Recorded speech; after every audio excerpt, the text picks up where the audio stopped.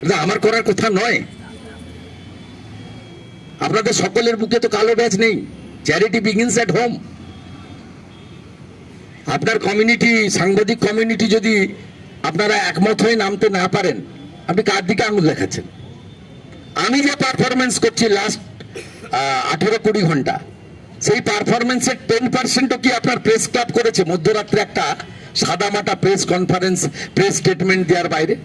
আমার মনে হয়েছে শান্ত পান মহোদয় তৃণমূল কংগ্রেসের যিনি কোম্পানির ম্যানেজিং ডাইরেক্টর তথা মাননীয় মুখ্যমন্ত্রীর খুব প্রভাবশালী ভাতস্পুত্র, যিনি আবার তৃণমূলের একজন সাংসদও বটে, তাকে যখন ইডি ডাকে, অনেকবারই ডেকেছে, তখন ইডি তাকে ডাকে সিজিও কমপ্লেক্সে, তখন বাইরে অনেক সাংবাদিক মহোদয়ের হয়তো হাউসের নির্দেশে, হয়তো ব্যক্তিগত আশঙ্কা বা শঙ্কায় প্রশ্ন করার সেদিন হয়তো ইচ্ছা থাকলে সাধ্যে কুলায়নি, কিন্তু সন্তু পান তিনি কিন্তু সেদিন তাকে প্রশ্ন করেছিলেন, আমরা সবাই দেখেছি।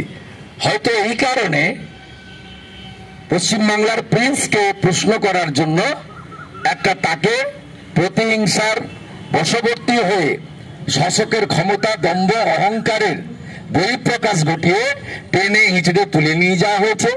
পুলিশ লকআপে খাবার দেওয়া হয়নি এবং পিছিয়ে যাওয়া হয়েছে। এই বর্বরতা, এই অন্যায়, একে বরদাস্ত করা যায় না।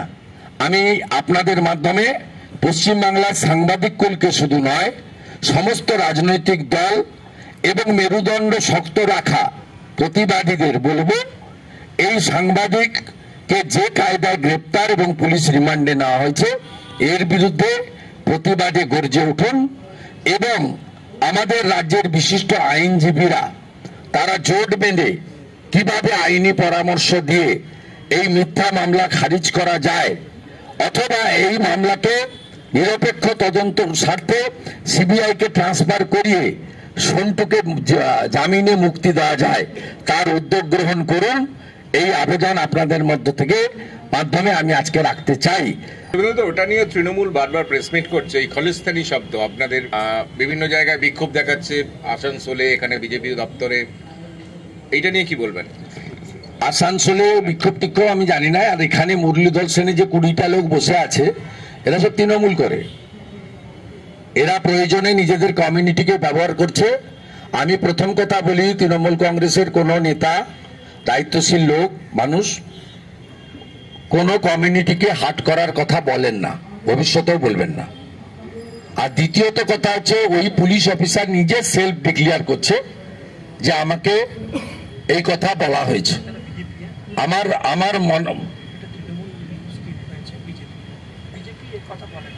বিজেপি এই কথা বলে না, সেটা সাথে সাথে কারেকশন করবেন একটু। সাথে সাথে আমি যেটা আপনাদের কাছে বলতে চাই, ওই পুলিশ অফিসার নিজে এই কথাটি বলে তার ভালো পোস্টিং এর জন্য চেষ্টা করছেন, এইটা আমার মনে হয়েছে। আপনারা এই কথা প্রথমে একটা কিছু জন করলে আমরা এটা নিয়ে গুরুত্ব দিচ্ছি না, একেবারেই গুরুত্ব দিচ্ছি না, কারণ আমাদের কোন নেতৃত্বের পক্ষ থেকে বলা হয়নি, বরঞ্চ ওই পুলিশ অফিসার নিজেকে খালিস্তানি বলা হয়েছে আমাকে বলে নিজে চিৎকার করছেন, নিজে সেলফ ডিক্লেয়ার করছেন এবং বলছেন এটা কি হিন্দুত্বের নমুনা? এই যে হিন্দুত্বকে অ্যাটাক করছেন একজন পুলিশ অফিসার দাঁড়িয়ে, এটা মমতা ব্যানার্জিকে কি তুষ্টিকরণ করার জন্য? আর দ্বিতীয়ত, খালিস্তান শব্দের সঙ্গে শিখদের, গুরু নানকজির যারা আদর্শ পালন করেন, আমরা গুরু নানকজি, গুরু তেগ বাহাদুর, গুরু গোবিন্দ সিংকে প্রণাম করি, তাদের লড়াইতে আমাদের দেশ স্বাধীন হয়েছে। আমরা খুব পরিষ্কারভাবে বলতে চাই, শিখ ধর্মের সঙ্গে খালিস্তান শব্দের কোনো সম্পর্ক নেই। কমপ্লিটলি সারাদিন সন্দেশখালীতে ডিভিশন বেঞ্চে মমতা ব্যানার্জি এবং তৃণমূল হারার পরে তাদের মুখে যে চুনকালিটা লেগেছে, আর আমি যেভাবে 11:50 থেকে বেলা 3:30 পর্যন্ত সন্দেশখালীর পাড়া পাড়ায়, গ্রামে গ্রামে ঢুকে গেছি, যেভাবে জনজোয়ার হয়েছে, জনসুনামি হয়েছে, সেখান থেকে চোখ ঘুরিয়ে দেওয়ার জন্য প্লট রেডি করা হয়েছে।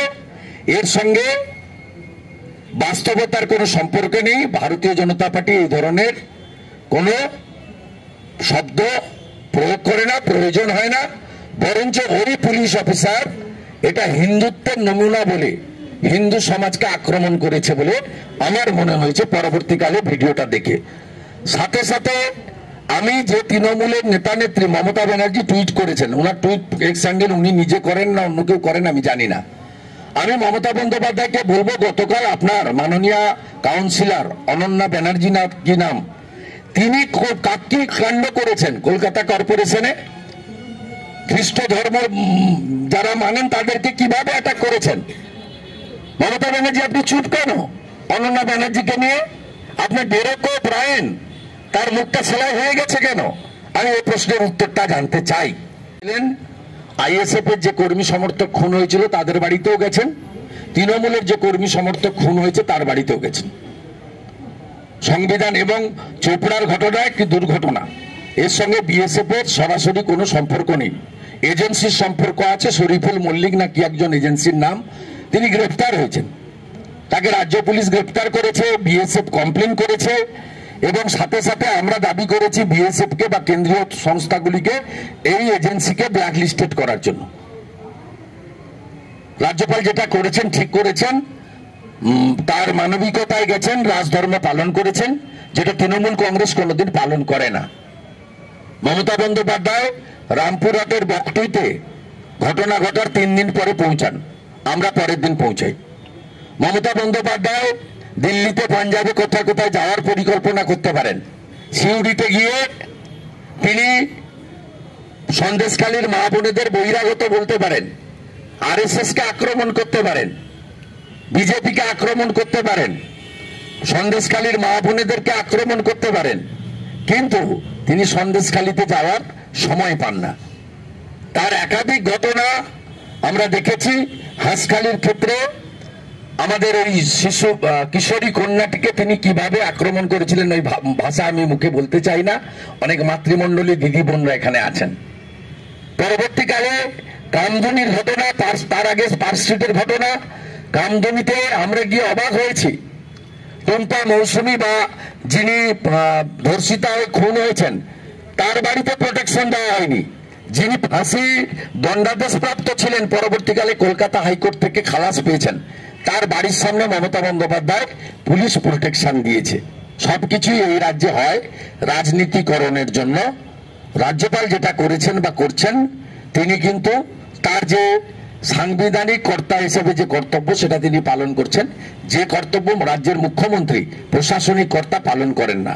সেই সন্দেশখালীর ঘটনায় এতটা ড্যামেজ হয়েছেন যাতে উনার 500,000-এর গল্প, 100 দিনের কাজের টাকা দেওয়ার গল্প, চা বাগানের শ্রমিকদের 60,000 টাকা করে অ্যাকাউন্টে ঢুকিয়ে দেওয়ার গল্প, মানে ভোট কেন্দ্রিক যা যা ওনার ভাবনা ছিল সব গোলমাল হয়ে গেছে।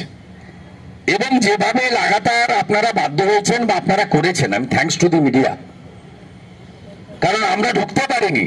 অনেক লড়াইয়ের পরে আজকে সিঙ্গেল বেঞ্চের জাজ রায়কে পর্যন্ত ওই সেট পুলিশ অফিসার চ্যালেঞ্জ করেছেন, আপনারা দেখেছেন যে আপনাকে ঢুকতে দেব না যতক্ষণ না ডিভিশন বেঞ্চে হিয়ারিং কমপ্লিট হয়ে জাজমেন্ট আসছে। কত বড় অডাসিটি! অনারেবল জাস্টিস কৌশিক চন্দ্রকে তিনি চ্যালেঞ্জ করছেন, কলকাতা হাইকোর্টকে চ্যালেঞ্জ করছেন। তাই এই ঘটনা সুপরিকল্পিত। এবং আজকে সন্তু পান যেহেতু রিপাবলিক, তাকে অ্যারেস্ট করে আপনাদেরকে সবাইকে ভয় দেখানো হলো। কিন্তু আপনারাও অনেকে নোটিশ পেয়েছেন সন্দেশখালী থানার, আপনারা কিভাবে সেফ হলেন আমি বলে দিচ্ছি। বড় বড় হাউসগুলো, এবিপি আনন্দের এডিটর থেকে শুরু করে অনেক চ্যানেলই নোটিশ পেয়েছিলেন সন্দেশখালী থানাতে পরের দিন সকাল 11টায় হাজির হতে হবে। আপনারা দেখাননি, বলেননি। আমি আজকে দায়িত্ব নিয়ে বলছি, অপোজিশন লিডার হিসেবে জনগণকে জানাচ্ছি যে সবাইকে ভয় দেখানো হয়েছে। এবং ভয় দেখানোটা মানে মমতা ব্যানার্জির চক্রান্তটা ভেস্তে গেছে কিভাবে সেটাও আপনারা শুনে রাখুন। আমাদের যে ন্যাশনাল এনসিডব্লিউ এসেছিলেন, তাদের অনেকগুলো বক্তব্যের মধ্যে একটা সামান্য অংশের পোর্শনকে যে কেটে দেখানো হয়েছিল রাজ্য পুলিশের হ্যান্ডেল থেকে, যে তারা বলছেন যে আপনার কোন মহিলা ধর্ষণের বা নির্যাতিত হওয়ার অভিযোগ তাদের কাছে করেননি। এবং এই পোর্শনটাকে কেটে রাজ্য পুলিশের পক্ষ থেকে এক্স হ্যান্ডেলে পোস্ট করা হয় এবং আপনাদের অনেকগুলো, শুধু এবিপি আনন্দের এডিটর নয়, অনেকগুলো চ্যানেলকে নোটিশ পাঠানো হয় আগামীকাল সকালবেলা সন্দেশখালী থানায় 11টার সময় আপনাদের হাজির হতে হবে। এবং পরের দিন এই আপনাদের হাজির হওয়ার আগে এনসিডব্লিউ থেকে খুব বড় লম্বা টুইট এবং ভিডিও ফুটেজ দিয়ে দেওয়া হয় যে একাধিক মহিলা তাদের শারীরিক নির্যাতন এবং ধর্ষণ থেকে শুরু করে মলেস্টেশন থেকে শুরু করে সব ধরনের অত্যাচারের কথা তারা বলেছেন তাদের কাছে। তাদের জিডি কমপ্লেন নেওয়া হয় না, থানা বলে শাহজাহানের সঙ্গে কথা বলো। এইটা তারা পোস্ট করার পরে আপনাদের উপরে আক্রমণ করার জন্য অস্ত্রটা ভোঁতা হয়ে যায় প্রথম, তখন থমকে যায়।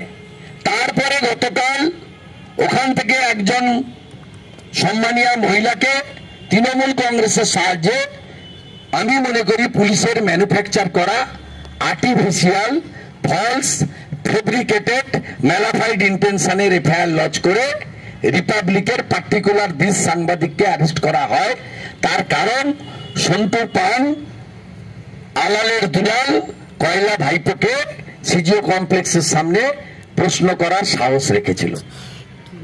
তাই সুপরিকল্পিত চক্রান্ত, টার্গেটটা সব টার্গেট ছিল এবং এমন একটা চ্যানেলকে, এমন একজন লোককে টার্গেট করা হয়েছে যাকে আপনার অ্যারেস্ট করে পুলিশ কাস্টডিতে নিয়ে আপনাদের এখানে উপস্থিত প্রায় 100-150 সম্মানীয় সাংবাদিক বন্ধু, তাদের মিডিয়া হাউসকে বার্তা দেওয়া যায় যে হীরক রানীকে কেউ চটাবেন না, সত্য হোক আর মিথ্যা হোক পজিটিভ খবর করুন, নেগেটিভ খবর করবেন না। তাতে শুধুমাত্র অ্যাডভার্টাইজমেন্ট আক্রান্ত হবে তা নয়, আমি প্রয়োজনে অ্যারেস্ট করাবো, পিসিতে রাখবো, লকআপে আপনাদের শুয়ে থাকতে হবে কম্বল পেতে, আপনাদেরকে জেসিতে পাঠাবো, মানসিক টর্চার করব, আরো অনেক কিছু করব। এইটা হীরক রানীর পরিকল্পনা, সেটা তিনি এটাকে দিয়ে, মানে রিপাবলিক এবং সন্টু পানকে দিয়ে শুরু করলেন।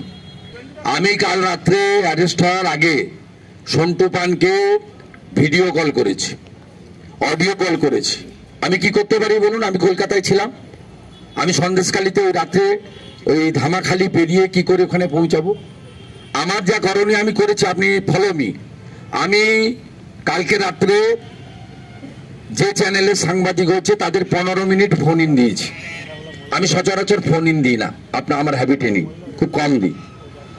আমি ওই চ্যানেলের যে ন্যাশনাল চ্যানেল রিপাবলিক ভারত, তাকে ফোন অন দিয়ে কন্ডেম করেছি।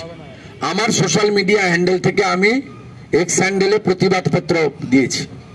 আমি রাত্রি 12টা থেকে আমার সোশ্যাল মিডিয়াতে ব্ল্যাক দিয়ে সিম্বলিক প্রোটেস্ট করছি 24 ঘন্টা ধরে। আমি সকাল 8টার সময় আমার যখন বাড়ি থেকে বা ফ্ল্যাট থেকে বেরোই, তখন বুকে কালো রেবনটা লাগিয়ে আমি নিজাম প্যালেস থেকে যাত্রা শুরু করি সন্দেশখালীর দিকে। এবং আমি সন্দেশখালীতে ননস্টপ সারাদিন কাজ করে, অনেক লড়াই করে, পিচ রাস্তায় বসে মহামান্য উচ্চ আদালতে প্রধান বিচারপতির বেঞ্চের তার অনুকম্পায় আমি সেখানে ঢুকে মানুষজনের সঙ্গে 3-3.5 ঘন্টা কথা বলে একেবারে ননস্টপ আপনাদের কাছে এখানে এসে পৌঁছে আমার প্রোটেস্ট রাখছি।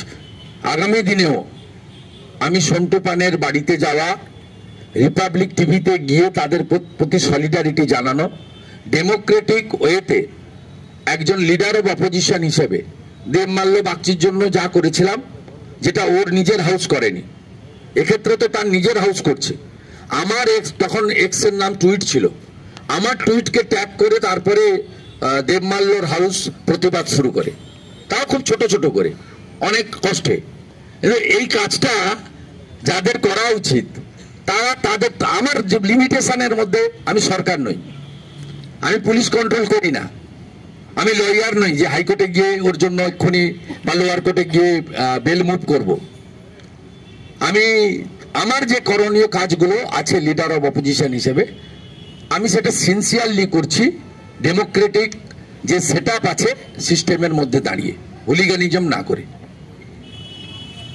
কিন্তু আপনাদেরকে ভাবতে হবে, আজকে প্রেস ক্লাবের লনে একজন পলিটিক্যাল ওয়ার্কার, একজন পাবলিক রিপ্রেজেন্টেটিভ, একজন লিডার অফ অপোজিশন, তিনি প্রেস কনফারেন্স করছেন, ভেতরটা আমি পাইনি, আমি ত্রিপুরে চিঠি পাঠিয়েছি, পাইনি, হয়তো প্রিঅকুপাইড, হয়তো অন্য কোনো কারণ থাকতে পারে, কিন্তু আমাকে লনটা দিয়েছেন, আমি গ্রেটফুল। কিন্তু এটা তো করার কথা ছিল আপনাদের এখানে যিনি প্রেসিডেন্ট হয়েছেন আনকনটেস্টেড বা জিতে জানি না, আর সেক্রেটারি, এটা আমার করার কথা নয়। আপনাদের সকলের বুকে তো কালো ব্যাজ নেই, চ্যারিটি বিগিনস এট হোম। আপনার কমিউনিটি, সাংবাদিক কমিউনিটি যদি আপনারা একমত হয়ে নামতে না পারেন, আপনি কার দিকে আঙুল দেখাচ্ছেন? আমি যে পারফরমেন্স করছি লাস্ট 18-20 ঘন্টা, সেই পারফরমেন্সের 10%ও কি আপনার প্রেস ক্লাব করেছে মধ্যরাত্রে একটা সাদামাটা প্রেস কনফারেন্স, প্রেস স্টেটমেন্ট দেওয়ার বাইরে? সীমাবদ্ধতা আছে, কারণ এরা অনেকেই ভাতাজীবী, এদের সরকারের সঙ্গে অনেকগুলো বিষয় রয়েছে, শুনতে খারাপ লাগবে।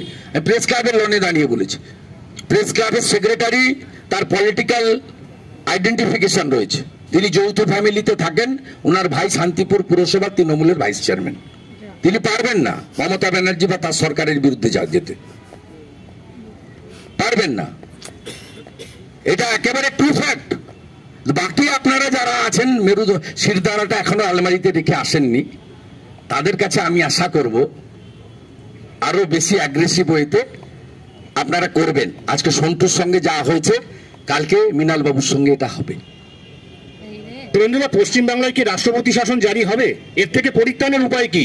সাংবাদিক থেকে উপায় জনজাগরণ। আমি নন্দীগ্রাম গণ আন্দোলন করেছি, ক্রেডিট নন্দীগ্রামের মানুষের, কিন্তু আমি কোঅর্ডিনেটর ছিলাম, আমার কথা সবাই শুনতো, অনেকগুলো দল সংগঠন ছিল, আমার কথা শুনতো। আমি জঙ্গলমহলে লিড করেছি, সেখানেও যারা ছিল বিভিন্ন কমিউনিটি গোষ্ঠী, তারা আমার কথা শুনতো। আমি কোঅর্ডিনেটর ছিলাম, নেতা ছিলাম না, মাতব্বরি করিনি। জনজাগরণের মধ্য দিয়েই এটা ঘটবে। এবং পশ্চিমবঙ্গে 11-র আগেও যেভাবে জুডিশিয়ারি ত্রাতার ভূমিকা নিয়েছিল অনেকগুলো ইস্যুতে, এখনো জুডিশিয়ারি অনেকটাই ত্রাতার ভূমিকা নিয়েছে। আর 356 করার ক্ষেত্রে আমার পার্সোনাল ওপিনিয়ন যাই থাকুক না কেন, আমার পার্টির পক্ষ থেকে, পার্টি বিজেপি ন্যাশনাল পার্টি, এবং নরেন্দ্র মোদীজির 10 বছরের রাজত্ব প্রায় 3-4 মাস বাকি আছে মাত্র, এই সময়কালে তিনি কোথাও 356 লাগাননি, এমন কোনো নজির নেই। কংগ্রেসের আমলে এটা আমরা ফ্রিকুয়েন্টলি ইম্পোজ করতে দেখেছি, লাগাননি। কিন্তু আপনি যদি বলেন as a citizen of the Bengal, voter of the Bengal, এবং একজন political small worker of the Bengal, এবং দীর্ঘদিনের জনপ্রতিনিধি, 3বার কাউন্সিলর, 2বার এমপি, 4বারের এমএলএ, তাহলে আপনি কি একমত এসসি কমিশন অথবা এনসিডাব্লিউর সঙ্গে? আমি বলবো হ্যাঁ, আমি একমত, আমি সমর্থন জানাচ্ছি, আমি সেকেন্ড করছি। এসসি কমিশন যেটা মাননীয় রাষ্ট্রপতি মহোদয়কে দিয়েছেন, এবং এনসিডাব্লিউ যেটা মাননীয় রাজ্যপাল মহোদয়কে দিয়েছেন, তার সঙ্গে আমি একমত। কিন্তু as a member and functionaries of the ভারতীয় জনতা পার্টি, আমার পার্টি এই বিষয়ে তার স্ট্যান্ড পয়েন্ট এখনো ঘোষণা করেনি। এবং গত 10 বছরে নরেন্দ্র মোদীজি অত্যন্ত ডেমোক্রেটিক ওয়েতে দেশ চালাচ্ছেন। কংগ্রেসের, আমি তো নাম্বার নিয়ে অপোজিশন লিডার, কিন্তু মমতা ব্যানার্জি প্রথম 2 বছর আমাকে বিরোধী দলনেতা বলতে তার খুব আপত্তি ছিল, পরে ঠেলায় পড়ে বলেছেন আমাদের বিরোধী দলনেতা, ঠেলায় পড়ে এই 6-8 মাস হলো বিধানসভায় 2-1 বার বলেন যে আপনিও শুনুন, আপনার কথাও আমরা শুনবো। এই সবে 6-8 মাস হলো, ঠেলায় না পড়লে বিড়াল গাছে ওঠে না। প্রথম 2 বছর যারা অ্যাসেম্বলি বিট করেন দেখেছেন, তুই কে রে, তুই এরে, তো ইত্যাদি একটা মানে স্বীকার করতে ভীষণ তার কষ্ট ছিল। কোনটা ছিল? নরেন্দ্র মোদীজি 10% এমপি না থাকা সত্ত্বেও মেজর ব্লক হিসেবে কংগ্রেসকে অপোজিশনের স্বীকৃতি দিয়েছেন। তার লিডার অধীর রঞ্জন চৌধুরীকে লিডার অব অপোজিশনের স্বীকৃতি দিয়েছেন। সিবিআই ডাইরেক্টর বলুন, চিফ জাস্টিস অফ ইন্ডিয়া বলুন, লোকায়ুক্ত বলুন, ইনফরমেশন কমিশনার বলুন, সব ক্ষেত্রে সিলেকশনের ক্ষেত্রে তাকে প্রপারলি 15 দিন আগে নোটিশ এবং তার যে ডকুমেন্ট বা যা যা অ্যাপ্লিকেন্ট যাদের শর্টলিস্ট হয়েছে সব তার কাছে পাঠিয়ে তার প্রপার ওপিনিয়ন নিয়েছেন।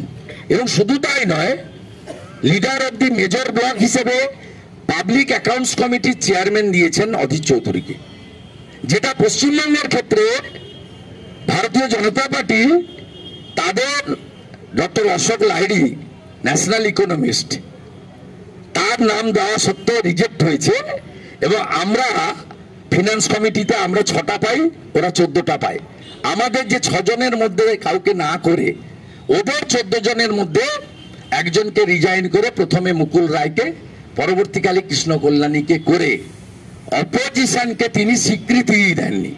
আজকে পাবলিক অ্যাকাউন্টস কমিটি কার্যত ডিফাঙ্ক থাকার পরে ফলে আজকে ক্যাগ রিপোর্ট ডিসকাশন হয় না, পিএসসি রিপোর্ট আপনার ফিনান্স বিলের মাধ্যমে অ্যাসেম্বলিতে আসে না, পাবলিক অ্যাকাউন্টস কমিটি কার্যত অচল।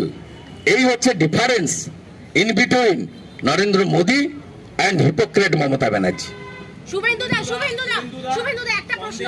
একদিকে আপনি প্রাণপণ চেষ্টা করছেন সন্দেশখালীতে ঢোকার জন্য, অন্যদিকে তৃণমূলের একাংশ বলছে যে আপনার আর সুকান্ত মজুমদারের মধ্যে কে আগে ঢুকবে সেই নিয়ে কম্পিটিশন। এটা নিয়ে আপনি কি বলবেন? কে বলছে? তৃণমূলের কোন লোকটা? কোন স্তরের লোক? 4th গ্রেড এমপ্লয়ি না কন্ট্রাকচুয়াল না ক্যাজুয়াল না গ্রুপ সি? হ্যাঁ, ওই একটা মালের সম্পর্কে আমি উত্তর দিই না। 3.5 বছরের জেল খাটা মাল, নর্দমার কিট, গামছা পরে বাস ধুত পুরীতে, ওর উত্তর তো আমি দিই না। আরেকটা বলছেন ও তো রাজ্যসভা থেকে নাম কেটে দিয়েছে, ও এখন চেষ্টা করছে লোকসভাতে যাতে টিকিট পাওয়া যায়।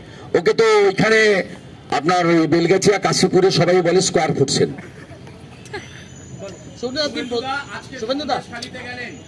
সেখানকার মহিলারা এর আগে বারংবার অভিযোগ করেছে যে পুলিশকে তারা ভয় পাচ্ছেন এবং অভিযোগ সংখ্যা অনেকটাই কম, যেটা দেখা যাচ্ছে আজকে যাওয়ার পর অভিযোগ সংখ্যা আরো বাড়বে আগামী দিনে। মানুষ মহিলারা তারা ইন্ডিপেন্ডেন্ট এজেন্সি অর্থাৎ সিবিআই এনআইএ এরা যদি কাজ করতে শুরু করে, তৃণমূল যা করেছে 12 বছর কি কি করেছে, আজকে আমি কয়েক হাজার মেয়ের সঙ্গে হেঁটেছি এবং অন্তত 40-50 জন ভিকটিমের সঙ্গে 1-to-1 কথা বলেছি। আমি ভেবেছিলাম আমাকে তারা হয়তো খুলে বলবেন না, তো তারা তাদের অত্যাচারিতর কথা আমাকে বলেছেন এবং তারা বলছেন এটা একদিনের ঘটনা নয় দাদা। তৃণমূল ক্ষমতায় আসা এবং 13 সালে শাহজাহান সিপিএম থেকে তৃণমূলে যোগ দেওয়ার পরে 13-র পর থেকে কন্টিনিউয়াস শাহজাহান এবং তার বাহিনী এটা চালিয়ে যাচ্ছেন। শুধু শারীরিক নির্যাতন, ধর্ষণ, শ্লীলতাহানি নয়, তাদের ভোটাধিকার পর্যন্ত তারা লাস্ট ভোট দিয়েছিলেন 2011 সালের বিধানসভার ভোটে। 13 সালের পঞ্চায়েত ভোট থেকে লাস্ট পঞ্চায়েত ভোট পর্যন্ত কোনো ভোট সন্দেশখালীর দ্বীপগুলোর লোকেরা ভোট দিতে পারেনি। আমার কাছে তারা বলেছে, সবার সামনে বলেছে, একটা জায়গায় নয়, আমি 8টা পাড়াতে ঘুরেছি। যেখান থেকে আন্দোলনের শুরু, পাত্রপাড়া থেকে শুরু করে বিকাশ সিংয়ের বাড়ি কোথাও বাকি রাখেনি। আমি 6 কিলোমিটার পদব্রজে করেছি, সামান্য টোটোতে ছিলাম। শুধু যাওয়া নয়, আমাকে নিয়ে গিয়ে তারা জলকর দেখিয়েছে। 75 বছরের বৃদ্ধ কেঁদেছে, 10 বিঘা জমি নিয়ে নিয়েছে শিবু হাজরা। 65 বছরের প্রবীণ কেঁদেছে, আমার 7 বিঘা জমি নিয়ে নিয়েছে শিবু হাজরা। আমাকে নিয়ে গিয়ে 703 বিঘা জমির জলা দেখানো হয়েছে, যেখানে উপজাতি এবং তফসিলিদের জমি দখল করেছে।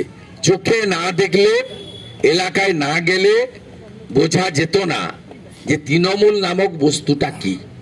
এবং 11-র আগে ভুলতে পারি, নিজের নাম ভুলবো না, তো নন্দীগ্রাম যেমন ছিল, এখন 24-26-এর আগে সন্দেশখালী করবে মমতার চেয়ার খালি। জোট বেঁধেছে জনতা, যাবে এবার মমতা।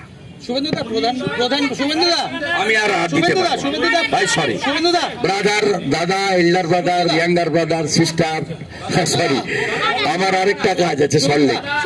আধার কার্ড ইস্যুতে আপনি প্রধানমন্ত্রীকে চিঠি লিখেছেন, আজকে চিঠি লিখেছেন এবং সেখানে আপনি বলেছেন যে আধার কার্ড নিয়ে মমতা ব্যানার্জি এভাবে মিথ্যা প্রচার করেছে গত 3-4 দিন, ওনার বিরুদ্ধে অ্যাকশন হওয়া উচিত। উনি আধার দেশের একটি মাধ্যম, উনি ফলস স্টেটমেন্ট করেছেন এবং গতকাল তিনি আলাদা কার্ড দিবেন বলেছেন, অথচ তার লোকেরা, তার মুখ্য সচিব, তার অর্থ সচিব, তার পঞ্চায়েত সচিব, তারা লিখিতভাবে দিয়েছে যে আধার কার্ড ভেরিফিকেশন এবং অ্যাকাউন্টের সঙ্গে লিংক না থাকলে তথাকথিত 100 দিনের টাকা কাউকে দেওয়া হবে না। পরস্পর বিরোধী কাজ করেছেন, আধার নিয়ে ভুল বুঝিয়েছেন। সমস্ত আধার, আজকে আধার সংস্থা কালকে টুইট করে 3:20-25 বলে দিয়েছে কোনো ক্যান্সেলেশন হয়নি।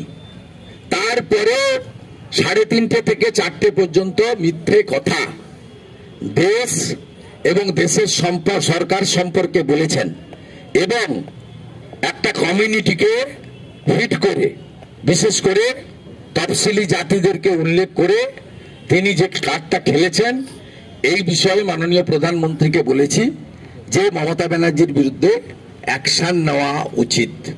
Enough is enough. নির্বাচনের সময় এই কথা সন্দেশখালীতে বারংবার এই অভিযোগ করা হচ্ছে। 150 রোহিঙ্গার বসতি আছে, তাদের আধার কার্ড আছে, তাদের 50টা মোটরসাইকেল শাহজাহান দিয়ে রেখেছে, প্রত্যেকদিন সন্ধ্যাবেলা সুদ আদায় করতে যায়। 150 জনের বসতি আছে। সরবেড়িয়া বাজারে ঘুরে আসবেন, শাহজাহান কি জিনিস দেখতে পাবেন। শুভেন্দুরা বলছে আজকে একটা সন্দেশখালী হলো বলে সন্দেশখালীর ঘটনা আমাদের সামনে আসলো, রাজ্যের হয়তো credit goes to enforcement directorate. তাহলে আর নরেন্দ্র মোদীজি প্রধানমন্ত্রী ছিলেন বলে ইডি গেছে ওখানে। রাজ্যে হয়তো এরকম আরো ইডি যদি না যেত, মমতা তার ভাইপো যতদিন থাকতো ততদিন সন্দেশখালীর মা বোনেরা শাহজাহানদের ভোগ্যপণ্য হিসেবে ব্যবহৃত হতো। Sorry to say. তাহলে অন্য জায়গায় হয়তো হচ্ছে, এই মুহূর্তে হ্যাঁ, হচ্ছে তো। মহিলা হচ্ছে হচ্ছে তো। আপনারা কিছু বলবেন না? আপনি গোসাবার 13টা দ্বীপে গেলে পাবেন, অনেকগুলো দ্বীপে। আপনি ফলতাতে গেলে পাবেন, আপনি বহু জায়গায় আমি বলে দেবো পাবেন। তাহলে সেটা নিয়ে বিরোধীরা কিছু তাহলে করবে? বিরোধীরা ডুইং, আমরা বন্ধ ডাকি না মমতার সিপিএম এর মতো, বিধানসভা গিয়ে ভাঙচুর করি না। বিজেপির কালচার আলাদা। উচ্চ মাধ্যমিক পরীক্ষা 16 তারিখে, আমাদের লোকরা কোথাও বড় বাইক নিয়ে, আজকে সন্দেশখালীতে পরীক্ষা সেন্টারের বাইরে আমি নিজে শুনছি 2-3টে চঙ্গা লাগিয়ে টোটো করে বলছে 144। প্রত্যেকটা বাড়ির সামনে বলে এসছে যাতে কেউ না বেড়ায়। আর সন্দেশখালী 2GPতে সবচেয়ে এফেক্টেড সন্দেশখালী প্রপার অঞ্চল, সেই অঞ্চলে 20,000 লোকের বাস। আজকে আমাকে, আমার সঙ্গে মিট করেছে বা আমাকে দেখেছে বা আমাকে স্বাগত জানিয়েছে বা আমার কাছে এসেছে, বলেছে, আবেদন করেছে। আমি প্রায় 150-এর বেশি কমপ্লেন নিয়ে এসেছি গাড়িতে। 17-18 হাজার লোক টোটাল। তারা আমাকে প্রায় 2,000-3,000 মহিলা ঘাট থেকে নিয়ে গেছে, আবার ঘাটে এসে পৌঁছে দিয়ে গেছে প্রায় 3,000 মহিলা, শাঁখ বাজিয়ে ফুল ছড়িয়ে। আমি শাঁখ ফুলের কথা বলছি না, এরা মাইক দিয়ে সারাদিন প্রচার করেছে। মমতা ব্যানার্জি শুনে রাখুন, আপনি আপনার বালির বাঁধ দিয়ে আর রাজীব কুমারকে ইনস্ট্রুমেন্ট করে আপনাকে কেউ বাঁচাতে পারবে না। হ্যাঁ, ওই দলের সৈনিক ছিলাম প্রথম থেকে। প্রোটেকশন